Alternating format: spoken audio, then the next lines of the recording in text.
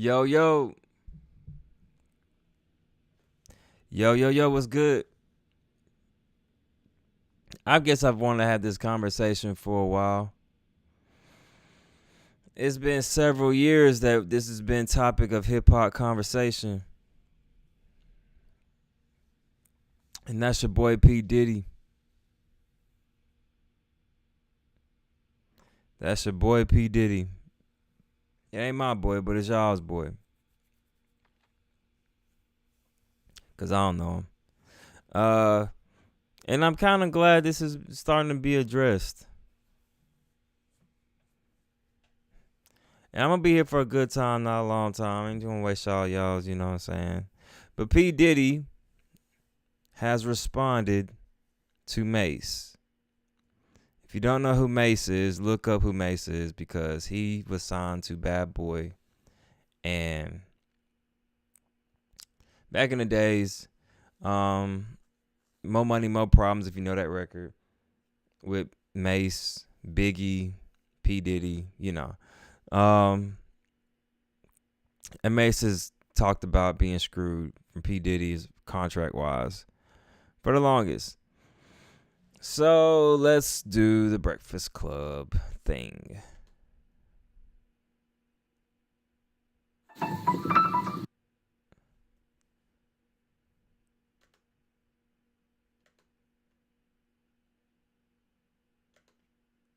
You look at an artist, Mace, right? Was upset for you for years. Yes. Then down the line, he has an artist. Mm-hmm. And then recently, his artist is upset because he's basically said allegedly that Mace didn't pay him, and there was He be setting this bitch up. He's setting this whole question up, bro. Remember he was complaining about you? And now look, they complaining about him. problems. Yeah. And do you look at that and be like, that's just an executive, or is it one of those things like I told you? No, I don't look at it like that. First of all, Because what he had a problem with you his artist saying the same first thing. of all, see, I didn't do nothing to him. So let's go back to the first of all. P. Diddy is pissed. This has been topic of conversation for decades with Diddy as far as stealing money from artists. The first of all is there has been negative propaganda put out about me that's not true, and has really tried to stain my legacy. I've always been a person, I don't like to get in just talking people's business and things like that. But not right now. I have made it my purpose that when I come back, I can't have y'all following me, because I am here to be a leader. And I would like to know y'all's thoughts on what's been said so far with P. Diddy. Right now, he looks zooted or tired. He's probably more tired than anything. Maybe he's tired or high, but he's probably just tired as fuck. to give some direction. If you think that I'm a scumbag that will ever steal anything, my name is Diddy, Sean Combs. I never took nothing from nobody a day in my life. All I've ever given is opportunity and more money than a person was making. So when I hear or I see things and I'm like, wow, this vibe that they got on me. I'll say something, man. Day 26, the Making the Band group. The fourth one, maybe the third one, something like that. Out in the early 2000s, I believe. There's a guy named Q that was on there. He was dating one of the girls from Daddy Kane. Excuse me. And he was kind of immature, childish, or whatever the case was, but he was passionate about certain things. And long story short, Q ended up leaving or getting kicked out, one or the other. And there was this video that came out, and I'm not sure how true it is. I believed it at the time. That came out around 2011, 12, something like that. Basically, of Q and his lawyers with possibly some of Diddy's people, basically saying that he signed a 20-year deal and didn't know it. Maybe a 40-year deal, somewhere around there. So if that case, and that's just one story, I don't know if it's true or not, but if it is, man, if Diddy's out here getting people to sign decades is worth deals, that's kind of crazy. Like I'm Big Red or something. I came here, I had to open up the doors. So you saying you don't steal from artists is what you saying? Never. So how does a narrative like that happen with so many different people? Because people have this thing called the tap out button. When you get to a certain point and the money is running low, you gotta run this hustle to try to find somebody to blame. Aunt West says, how does this information help the black community and our kids? I don't know if you're just asking a legitimate question or if it's sarcasm, so let me know. You know what I'm saying? I have all my receipts. And so we are going to do a retrospective with all the artists, and we're going to get this narrative clear because it comes from different tactics when people want to get out of contracts.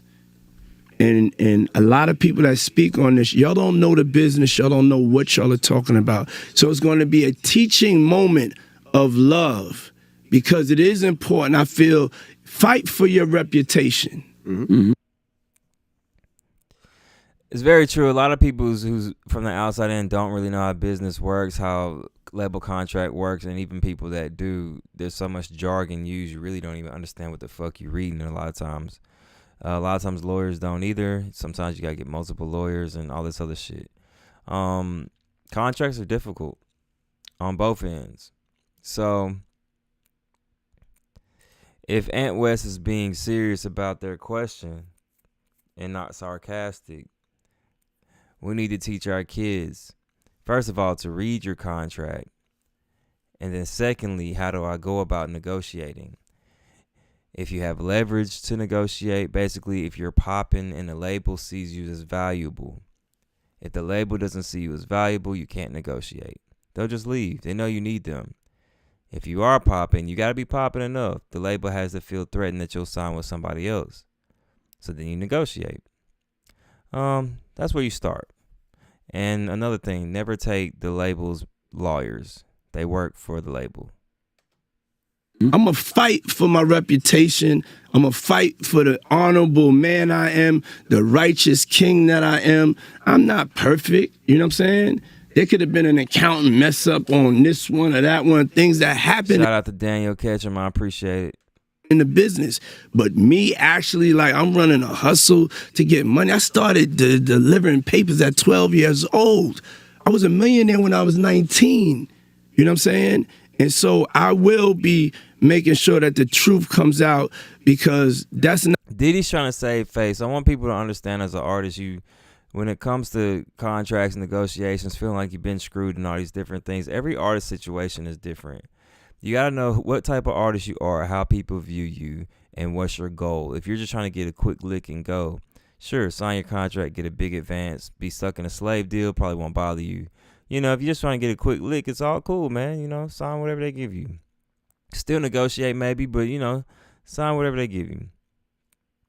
If you're somebody who actually feels like they make great music and you want a relationship and you want, things to go as smoothly as possible, still understand what type of artist you are and how they view you. If they view you as an asset, you can negotiate. And if they don't view you as an asset, then feel free to go independent. The pro and the con about going independent is you may not ever blow up. It takes a lot of hard work. It may take a lot longer even if you do blow up. If you use a label, you may blow up quickly if you blow up, but it will be a faster process if possible. So the label can help you blow up better than being an independent. However, you do have to know what type of artist you are. If it makes more sense to be independent, then be independent. That's the route that I'm choosing. Steve Stetson says, you start by telling them to get your contract down to 2 or 3 pages or you're not signing. As hilarious as that is, I do agree. I do agree. It don't take all that mess they be like it and I feel like your contract is long I feel like they do it on purpose so that you won't want to read it. Like if your contract is 50 pages long, you're not gonna want to read that shit. And negotiations gonna take more than one meeting. It's gonna take.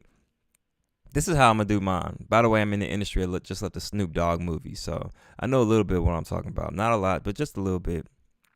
And when you have a contract, it's best to get a lawyer and possibly a second lawyer, not in the same room. You get the contract, you talk to your lawyer, you try to figure out every single thing that contract is saying. And I would advise typing up a revised version of that contract just so you can take out the jargon and put shit in it that you actually understand. Highlight everything in that contract.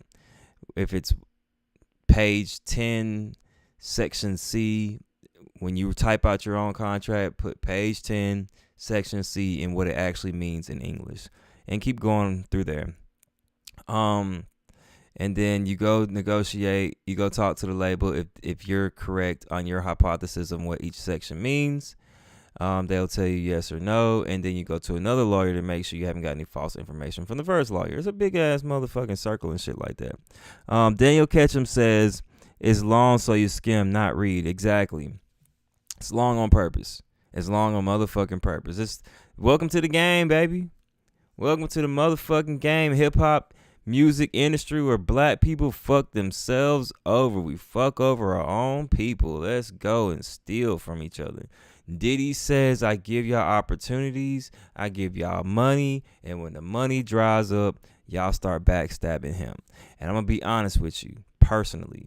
I don't know these individual situations, but I do feel like Diddy put people in shitty contracts. Knowingly or not knowingly. If it was just normal and that was a standard contract, that's fucked up. If Diddy knew what he was doing, it's fucked up. The Locks complain about their contract publicly. Only reason they got a good relationship with Diddy was because they came to him. And Diddy probably saw them as valuable too. So, but yeah, Daniel's right. It's long so you skim, not read. Steve is also right. Steve Stetson. They need to make them shit short. But you got to have leverage, man. You need leverage. Leverage is the best thing. They're not making it short if you're not popping. Not going down in my legacy. And to me, that's the worst thing in the world is a thief. The thief is the worst thing. His hand should be chopped. Her hand should be chopped off. His or her hand should be. That's the way I feel about somebody taking something from somebody that ain't theirs. You know what I'm saying? When you could go out and you could go and work for something. And so that right there, I just in general, the Mace thing. I did one album with Mace. Shots fired. Album. How much money do you think I owe this guy? One album, and then he became a fake pastor and went and conned people, and then y'all gonna let him throw dirt on the God's name? I wrote each and every one, and each and everybody. I'm looking at Mace's first album, by the way. It's called Harlem World. It sold 270,000 copies.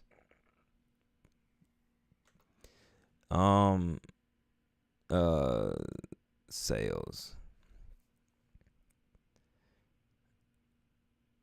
Did Harlem World go platinum? It went to sell 4.8 million copies in the United States. Diddy, come on, bro. You can't just say you just did one album with the man. Even if it's true, it sold a lot of units. You made a lot of money off of them. Anybody could come and step up. Bring your receipts. But I'm not playing. I'm back outside and I'm fighting back for us. And I'm also do a little fighting back for me. You know what I'm saying? So how much money does, and I'm just throwing this out, how much money does somebody like a Mace owe you? Because the reason I Mace say that, owes me $3 million. That's facts. I got the receipt. Damn. Second album, you gave money to do a second album, never delivered. Did the album, never delivered. You know what I'm saying? And I'm not going to go back and forth with Mace. You know what I'm saying? I'm not going back and forth with nobody. I'm just going to, if I'm here, I'm going to speak up for myself. I'm going to speak up for myself now. You know what I'm saying? I'm not going to have you think something that I hate. I hate a thief. I hate somebody that don't got, and I don't hate nobody, but that's with somebody that just got to. Honestly, he didn't really go into the logistics of the situation with Mace. At all. At all. Let's see. Did Mace respond? Don't let life get in the way of. I'm from Mississippi, bro. This northern drama shouldn't be as entertaining to me as it is. But I grew up on these people's music. Not as much Mace here and there, but definitely Diddy. Video to Diddy airing him out on the Breakfast Club yesterday. I'm going to tell you why. You probably failed. I don't know if y'all saw the video before, but Mace looks super niggerish, niggered out, and all that shit. This one, he's looking like a preacher. My name is Mace. I wanted to talk to you guys for a moment. Is it okay if we have a conversation today? In fact, let me take my reading glasses and put those on. These are more cool. This is more for business like we need to handle today, okay? If you ask me, these niggas act just alike in their own way. So today, I wanted to talk to you. I know yesterday you probably felt a certain way about the way I communicated, but I'm very unapologetic about the way I communicated because I know what I said. I feel so bad if I was the dude that had to record this. Was right. Maybe you didn't like the way I said it, but I know what I said was right. And I want to tell you why, If the devil can use him aggressively, then I want you to know God could use me aggressively. I want you to also know you may not like my delivery. You might say, well, listen here, why did you say it that way? I cannot speak to people outside of the church the way I speak to people inside the church. I got to know my audience. Isn't that what you would say if you're talking to a people? The first thing you got to know is your audience. And I also want you to know that the thing that's really stirring up so much confusion is because for years, these guys have organized a mass organized effort to slander my name behind the scenes. So every time I say something, you're just seeing my part because their part is behind the scene. Mace cleaned up his act. He wanted to talk to Diddy in a less niggers way, get his point across. It's hard to think. It's hard to feel like Mace is lying if he's doing all this, man. I just wonder why he waited so long, and I wonder if he was broke too before he signed Fabio. Probably wasn't because he signed Fabio, but I just wonder. But I want you to know I'm up for it. I'm up for it. I'm anointed for it. I'm anointed to dethrone evil. I want you to know that.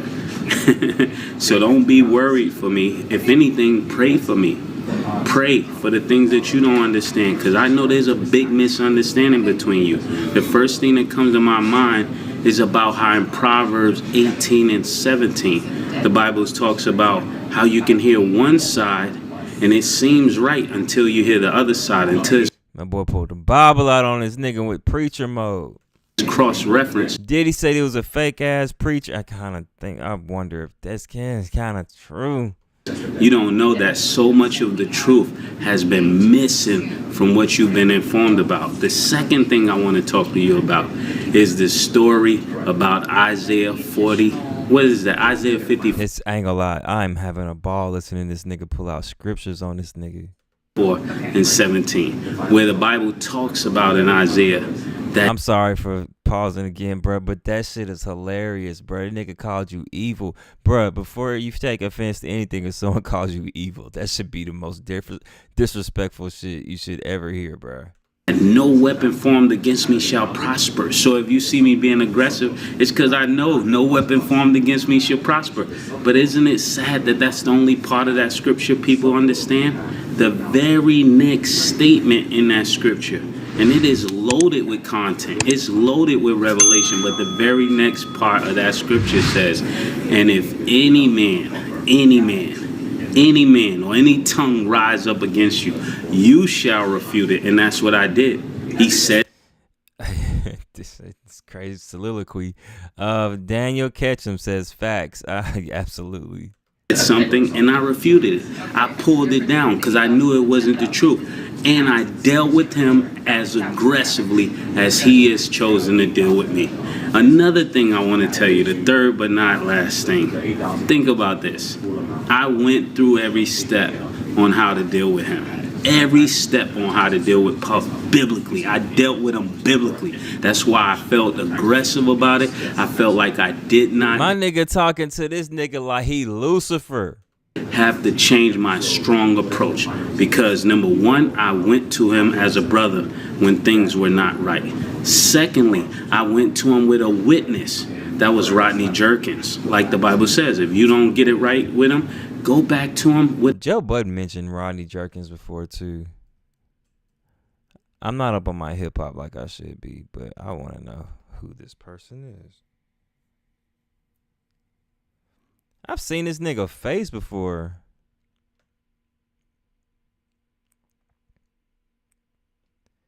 He produced for Michael Jackson. Dark Child. Oh, he's Dark Child. Well, my nigga ass. Yeah, he produced for Michael Jackson. I want to say Usher too. He's one of the greatest producers actually. With a witness, I did that. The third thing it tells us to do is go to the church. Bring it before the elders. I reached out to his bishop. His bishop declined to mediate the situation. So I just went to step number 4, which is mark him as a publican and have nothing to do with him. And that's what I did lyrically. And that's what you guys have a problem with. So I don't know if it's me or you got a problem with the Bible, because all I did was handle it the way you're supposed to handle it. And I'm up for all the smoke he has to bring. Puff can't beat me at anything. Anything. And he knows that. And I'm up for the challenge. And until I see you again, just... I respect people for going after people if they feel like they legitimately do people wrong and stuff. But I feel like Puff has a lot of niggas, a lot of money, and a lot of time for this right now to legally fuck Mace up. And if they go to court, I feel like somehow, some way, he's gonna get this nigga to get him $3 million, or at least owe him $3 million. So I don't know if this is worth it. Right, wrong, or indifferent. I really don't know if this whole thing Mace is going through is worth it. But you know what would be hilarious? If Mace got the best of Puff, if Mace got the best of P. Diddy, and P. Diddy falls down like a slain dragon, and Mace does the same shit that nigga Diddy did. Because them niggas seem like the same niggas to me, bruh. I'm sorry. I'm sorry, bruh.